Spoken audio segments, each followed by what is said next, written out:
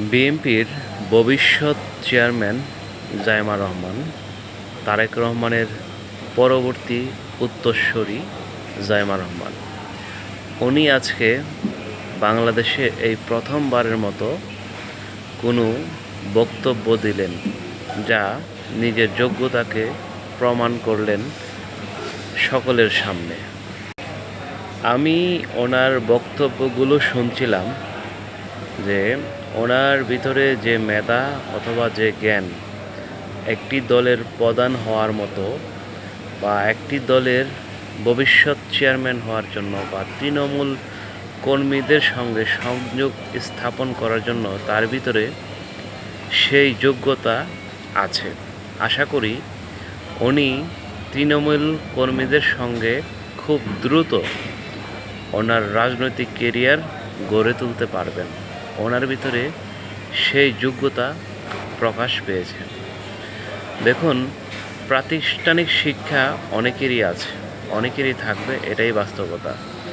যদি আমরা দেখি ডক্টর মোহাম্মদ ইউনূস, আমার মনে হয় পৃথিবীর সবথেকে বেশি ডিগ্রি ডক্টর মোহাম্মদ ইউনূসের আছে, এবং তিনি একজন নোবেল লরিয়েট। এত ডিগ্রি, এত যোগ্যতা থাকার পরও তিনি কিন্তু বাংলাদেশে একটি রাজনৈতিক দলের নেতা হতে পারেননি, একটি জাতির নেতা হতে পারেননি। কারণ এখন হয়তো তিনি ভারপ্রাপ্ত দেশের প্রধান হিসেবে আছেন, যেহেতু ওনাকে যোগ্য হিসেবে সবাই বেছে নিয়েছে, সেটা হয়তো উনি বিবেচনা করে এই প্রধানের দায়িত্ব পেয়েছেন।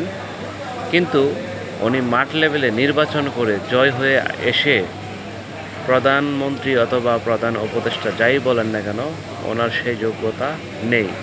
উনি ব্যক্তিগতভাবে অনেক সফল, সেটা ওনার ব্যক্তিগত অর্জন। বিএনপিকে আর শুনতে হবে না যে তোমাদের নেত্রী এসএসসি পাস।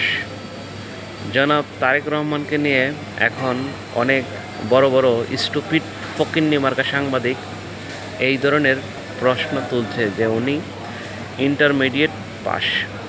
আসলে ডিগ্রি আর পাস দিয়ে রাজনীতি করা যায় না। ডিগ্রি আর পাস দিয়ে চাকরি করা যায়, গোলামি করা যায়, কিন্তু নেতা হওয়া যায় না, লিডার হওয়া যায় না। লিডার হতে হলে মানুষের সাথে চলতে হবে, শ্রমে ঘামে, তারপর একজন নেতা তৈরি হয়।